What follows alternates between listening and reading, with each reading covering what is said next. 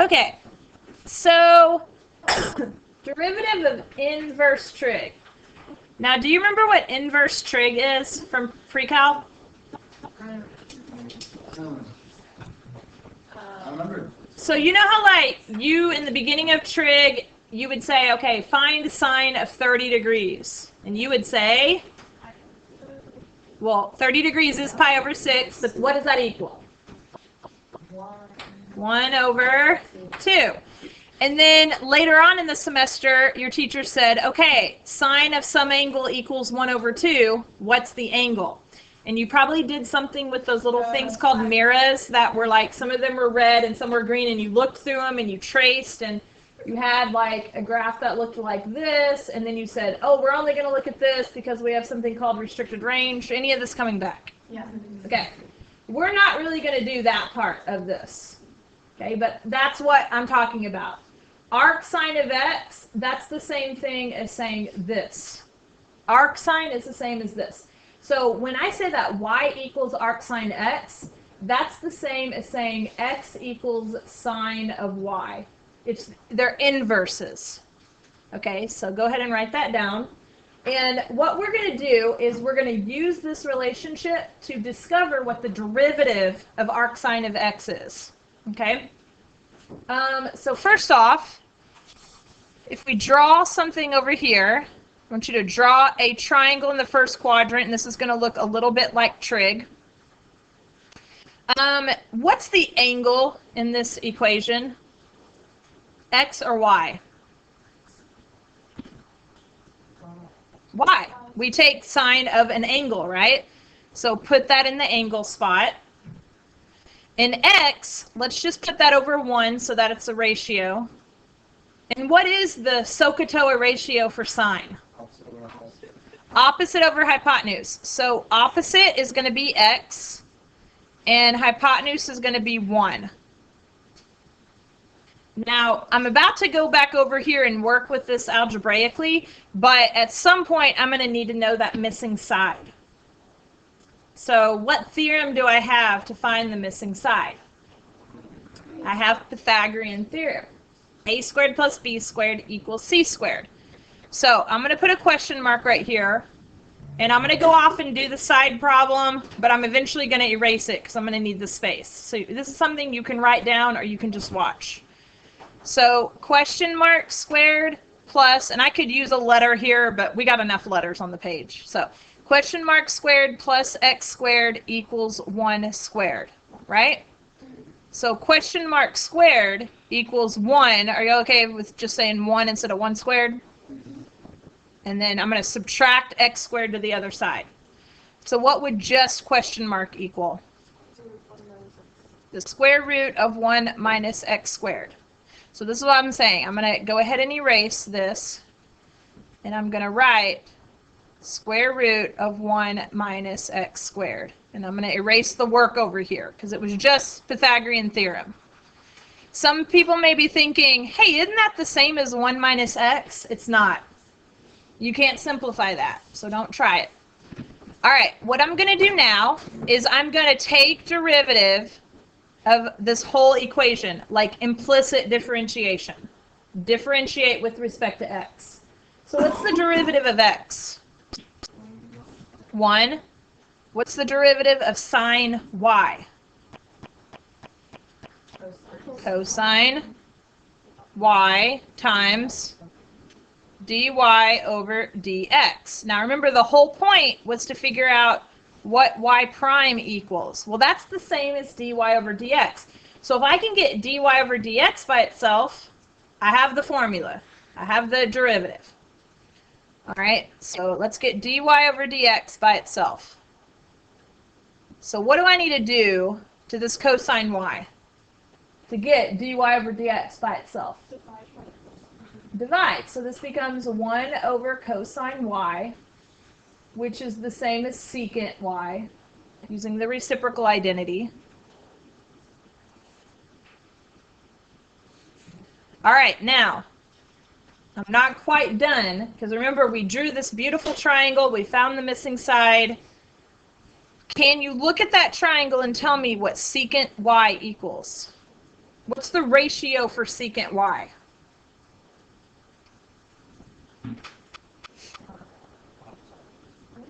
Okay, so SOHCAHTOA. What's the ratio for cosine? And, right, hypotenuse over adjacent. So the hypotenuse is 1. The adjacent to y is the square root. So here's the deal. I am not naive. I've done this long enough to know that some of you got nothing from the beginning to the end of this problem. I lost you. And some of you followed, but you have questions. Okay, here's the thing. At the end of the day, you all just really need to know this equation. You're not going to go through this step every time. I did it so that you could see where the formula comes from. Okay, and to just practice some concepts I wanted to practice. So in general, that's what the derivative of arcsine x is. In general, the derivative of arcsine of u is going to be 1 over the square root of 1 minus u squared times what? Times, what did we do yesterday? Every single du. So this is fine, all right, but I'm going to go ahead and move that to the numerator because it's just a lot neater to write it that way. All right, this right here is one of your flashcards, those green flashcards that I gave you. On the front page, you got one for e to the x and natural log of x. You also have one for arcsine of u. This is something you need to know. You can use the word memorize if you want. I certainly won't give this to you on the test. So here's what I think. If you do all the problems that I'm asking you to do, you'll know this formula. Okay? Write it down. Every time you do a problem, something. It's the derivative of u over the square root of 1 minus u squared. Okay, so that's what the derivative of arcsine of u equals. We have another problem over here, and that's arctanx. Now let me just tell you that we're only doing 2, and this is the first year I've not done all 6. The reason is for the past like 20-something years plus, these are the only 2 that show up on the AP test, and they're the only 2 that really show up in applications beyond this class.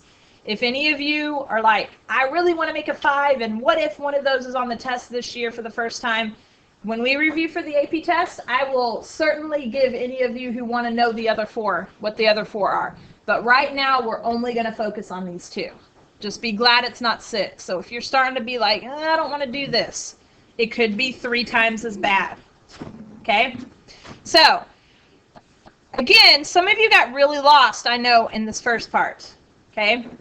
So, everybody with me, what's a way I can rewrite this so that there's no arc, there's no inverse? So, x is equal to tan y. And what we're going to do over here is we're going to draw the same picture where y is an angle. But now we got to do the tan ratio. What's the tan ratio? Opposite over adjacent. So I'm going to put this over 1. So the opposite is going to be x. The adjacent is going to be 1. And remember how we did Pythagorean theorem to find the missing side before? Yeah. So this time I'm just going to give it to you. It's 1 plus x squared. Do you understand why it's plus for the hypotenuse? Instead of minus? Because you didn't have to subtract anything over.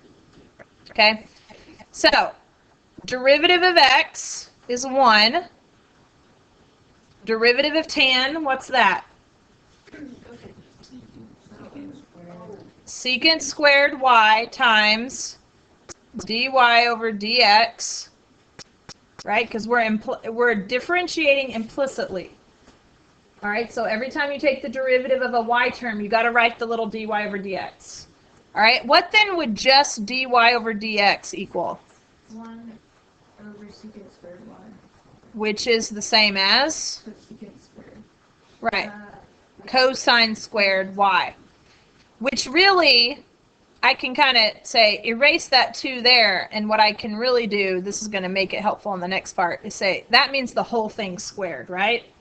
When you see that little squared there, it doesn't mean the y is being squared, it means the whole thing is being squared. So let's go back up to our triangle now and see if we can figure out, okay, well, what is cosine of y? Well, what's the ratio for cosine? Adjacent over hypotenuse, so the adjacent is 1. The hypotenuse is square root of 1 plus x squared. And remember the squared? Some of you might have forgotten why we had squared. It's because the derivative of tangent is secant squared. That's why we have the squared. So square the top. That's 1. What happens when you square the bottom? Yeah, square root goes away. So this right here is the derivative of arctan x. So again, it's okay if you're like, I'm still a little fuzzy on exactly the process, like I'm not 100% sure. That's okay. We're all, if somebody just walked into class right now, they could pick up on this lesson. If they, I mean, you're better off knowing how I got the formula, but you'll be fine. So what's the in general form? Perfect. du over 1 plus u squared. And this right here is the formula you need to know / memorize. You have the flashcards for it. They're due Friday, but you can start studying today. All right, so there's 2 of them. What's the difference between the 2? Or one of the differences? Square root. Yeah, the sine has a square root, the tan doesn't. What else? Sine has the minus. The sine has the minus and the tan has the plus. So that's a way that can help you remember. All right, so let's actually apply this now. When you're doing this problem, especially on these, I want to be really clear about what u equals. U is the what you're taking arcsine of. So y prime, all right, make sure you follow the right formula. It's a fraction. The derivative of u goes on top. So what goes on top in this problem? 2. Very good. And on the bottom, we have a square root symbol, a big one. And we go 1 minus, and see how it says u squared? I'm just going to write this as 2x squared in parentheses. And this is a beautiful 100% correct answer. Now, if by chance this is multiple choice, probably it will actually look like this. They'll actually square the 2 and the x and not have parentheses there. Maybe, maybe not. Maybe it looks like the first one, maybe it looks like this. But I just want to have that conversation now. All right, what about b? What's the u in b? 3x. So make sure it's clearly identified. Make sure you know which formula. Arcsine and arctan look a lot alike. You got to make sure you read the word. So my y prime, it's a fraction, and on top goes the derivative. Kind of like natural log. This is similar to natural log. That's why we're kind of learning them back to back. All right, in the denominator, I don't have a square root because this is arctan. We got to use the formula. 1 plus 3x squared in parentheses. What do you think would happen if this was multiple choice? 9x squared. Yeah. 3 over 1 plus 9x squared. Yes? That's Why do we do 3x, not 30? because u is 3x. So see how that's u? The only reason I don't have an x on the top is because it's just the derivative of that. Okay. Okay, so I'm covering up the formulas. You still can see them probably quite clearly on your own paper. Let's look at C. How could you rewrite this? X to the 1 All right, so I want you to try this one on your own.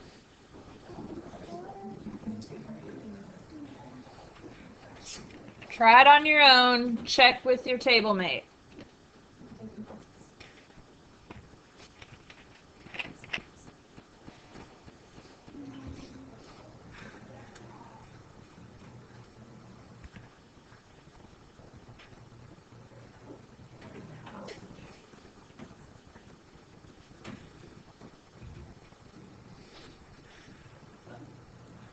understand like what we're doing, but like what is this for?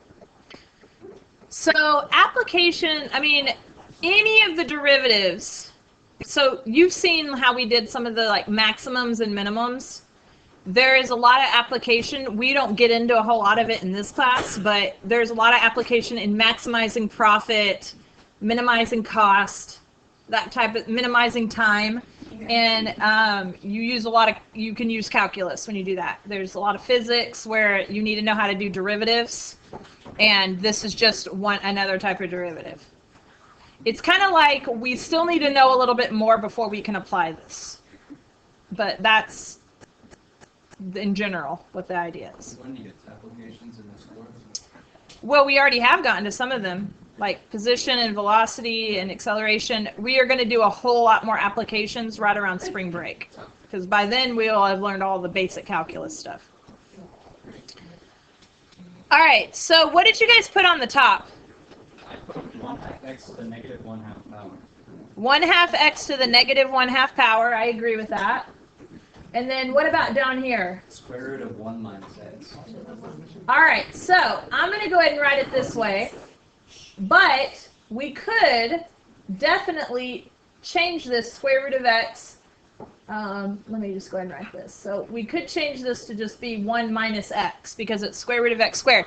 But there also some of this stuff on top is going to change. So see this 1/2? It's probably going to be written like that. Oh, And then what about this piece right here? it's going to make it become Yeah. just doesn't look like that. Well, probably on a multiple choice, it would actually be,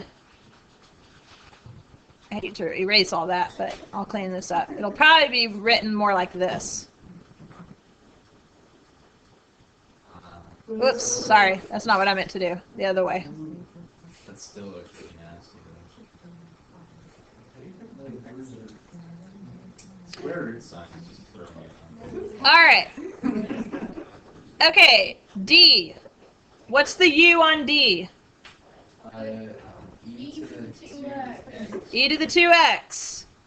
So y prime, write your fraction bar, and let's start with what is the derivative of e to the 2x. This was new from yesterday. Is that going to be 2x? You just rewrite the e to the 2x times 2. And then in the denominator, it's a tan, so we go 1 plus e to the 2x squared. And good old multiple choice answer is probably going to look like the 2 is going to be moved to the front. And how do you take a power to another power? What do you do with the powers? Add them. You multiply them. Divide this over. All right, here's what I would like for you to do now. E uses product rule. That's my hint. What rule does F use? Quotient rule.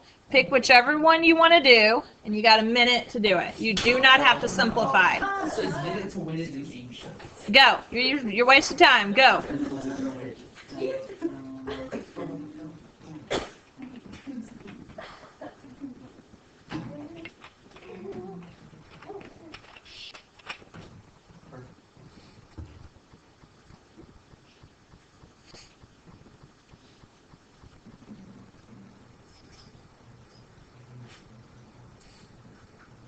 Maybe you can do both of them.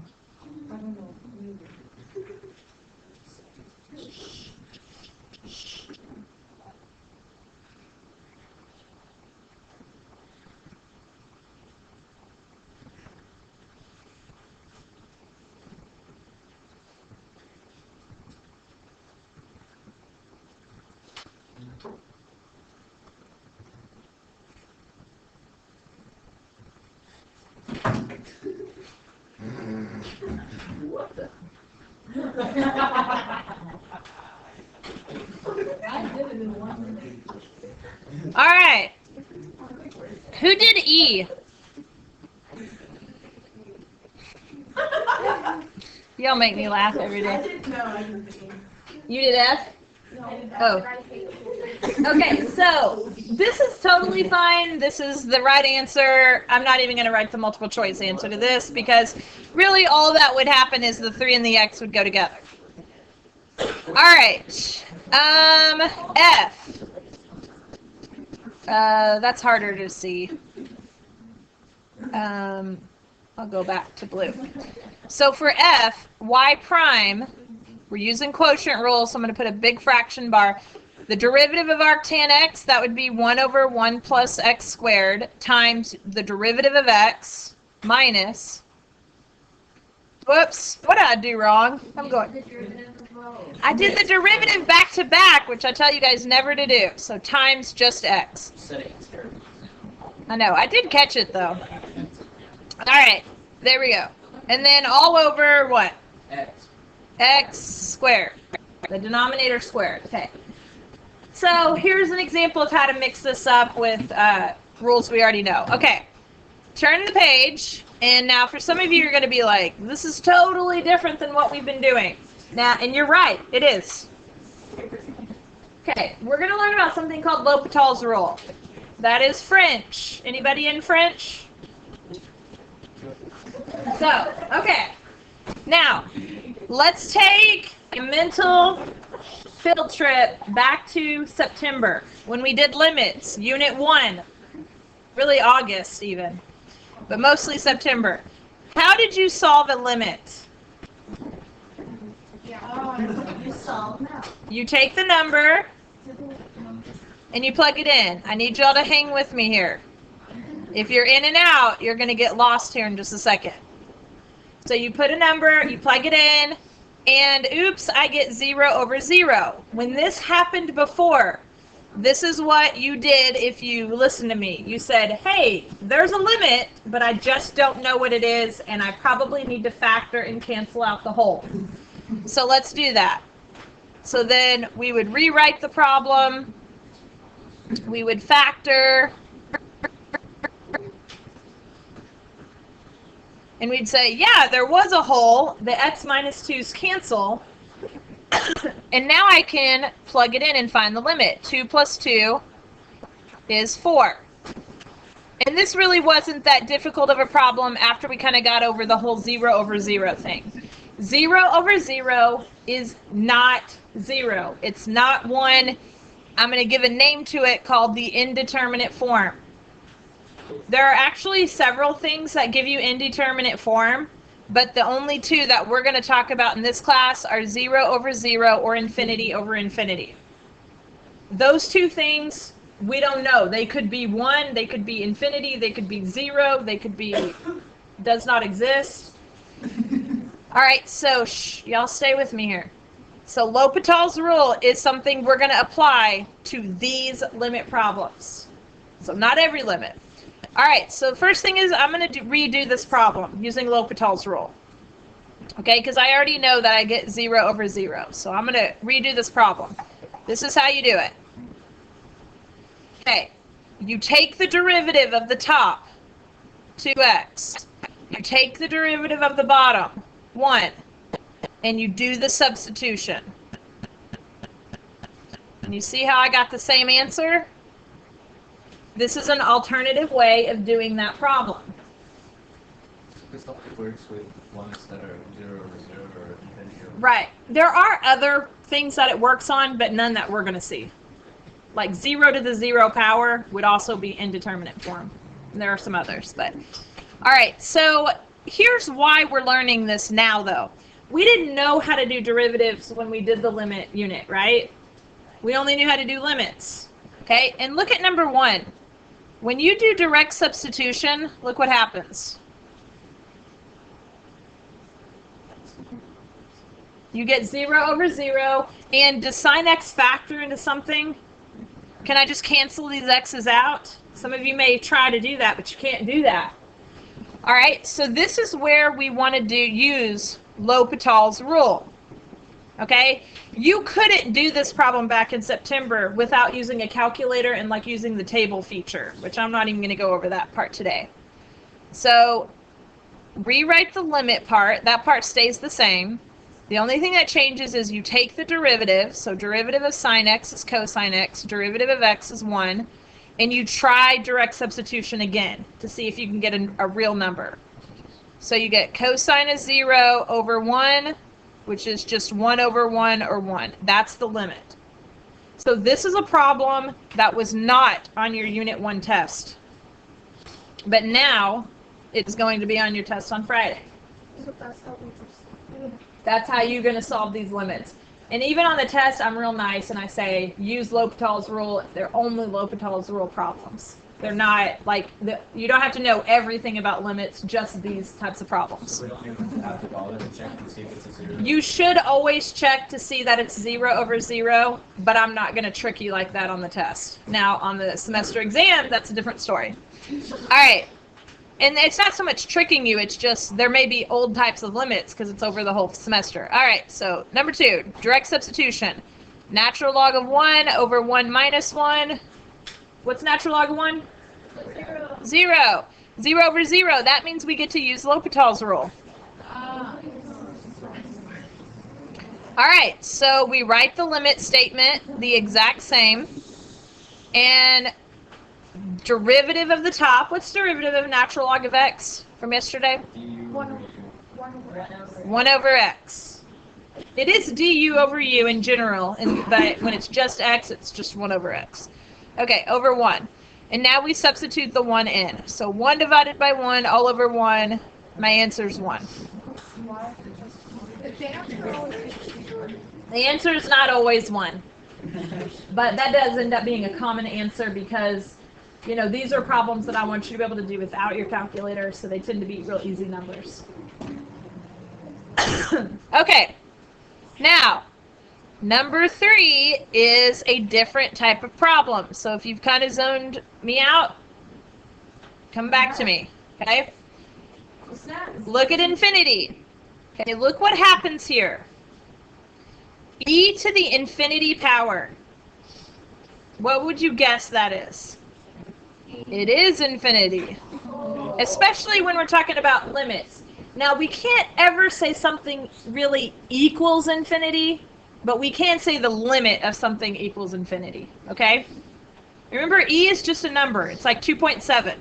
You multiply that by itself, a lot of times you get a really big number, okay? What about when you square infinity and you add 6? You get infinity. Now, this is where a lot of students want to say, that's 1. It's not 1. Okay? Because people think something divided by itself is 1. But the problem is, infinity, that's not really a number, and don't let this freak you out too much, but when I'm talking about really big numbers, the top may be growing at a faster rate than the bottom or vice versa, okay? So, remember, this kind of was up here. Infinity over infinity, this is called indeterminate form. I don't know what it is. Now, this means we're going to have to use L'Hopital's rule. So, LHR, that's what L'Hopital's rule, that's my abbreviation for it. So we kind of do this. Actually, I need to write this smaller, sorry. Okay, so limit as x approaches infinity, and the derivative of e to the x is just e to the x again. What's the derivative of the bottom? 2x. And look what happens. E to infinity, still infinity. 2 times infinity, also infinity. So we have to do L'Hopital's rule again. Now, this is common with the infinity problems, that you have to apply it more than one time. All right. We're going to have to do it again. Okay, derivative of e to the x, still e to the x, but derivative of 2x is 2. Yay. Okay, now, we get something like infinity over 2. Wait, This is- to make a number though? Well, what do you think is, if we take a really big number and we divide it by 2, is it still a really big number? Yes. Yeah, Would it still be infinity? it'd still be, it would, so my answer here is infinity, which means this limit doesn't exist, but we can say that the infinite limit is infinity. Okay. So you may be thinking, why would anyone ever do this? Well, here's one way. The end behavior on this graph tends towards infinity. This has a slant asymptote going on. Or, you know, that's one way. Because some people are like, infinity is not even a real number. No one would ever use this. Well, actually, infinity is used all the time in application. It's just we're not quite there where we know enough to deal with it. All right, so let's look at number 4. And I'm going to work this out using L'Hopital's rule. But I want you to be thinking, do we already know how to do this problem? Don't say it, but I'll ask you in a minute, okay? So on number 4, first thing I would do is plug in infinity. Infinity squared plus 5, that sounds like infinity to me. Here, plug in infinity, infinity squared. That sounds like infinity to me. I need to use L'Hopital's rule. Yeah. All right, so limit as x approaches infinity. Take derivative of the top, take derivative of the bottom, and substitute again. It is still infinity over infinity. So that just means we got to do this one more time. As many times as it takes, really. And on the second round, I actually don't have any more x's. So when you have a limit and there's no x to plug in, that is just your answer. So my answer here is just 2/6 or 1/3. Yay. So my question is, did you already know that the answer was 1/3? Anybody? Yeah. Like when I did it. Let me tell you that this problem, maybe not exactly, but like it, was on your Unit 1 test. So like the same thing. Yeah, this is the whole thing where you look, I called it Bobo, Bot, and Betsy. Some of you said, hey, coefficients are the same, play the, or degrees are the same, play the coefficient game. Guys, listen. I'm not saying this to confuse you. I'm saying this because this is now 2 different ways you can do this. And if the old way didn't work, then use the new way. If the new way isn't working for you, use the old way. It's okay. It's good to know how to do something more than one way. So see how these are both squareds? All right, that means that we just do the degrees. What happens if the degree on top is bigger? What would the answer be? Bigger on top. Nothing. Well, that means there's no horizontal asymptote. But in my class, N stood for infinity. Thank you. All right, what about Bobo? What does Bobo stand for? Bigger on bottom. Bigger on bottom, what? 0. 0. Okay, the last thing I'm going to say about this is, I meant to say this with number 3. What would have happened if these two had been switched? What would my answer be? We said infinity divided by 2 is infinity. But what's 2 divided by infinity? Almost 0. So in limit land, we say that it is 0, right? Okay, last thing is, don't get L'Hopital rule happy. Okay? Look at this problem down here. I'm going to do this really fast. If you can do it without L'Hopital's rule, then do it without L'Hopital's rule. In fact, if you apply L'Hopital's rule here, you get the wrong answer. Okay? You only use L'Hopital's rule. I like saying that. When you get 0 over 0 or infinity over infinity. Okay?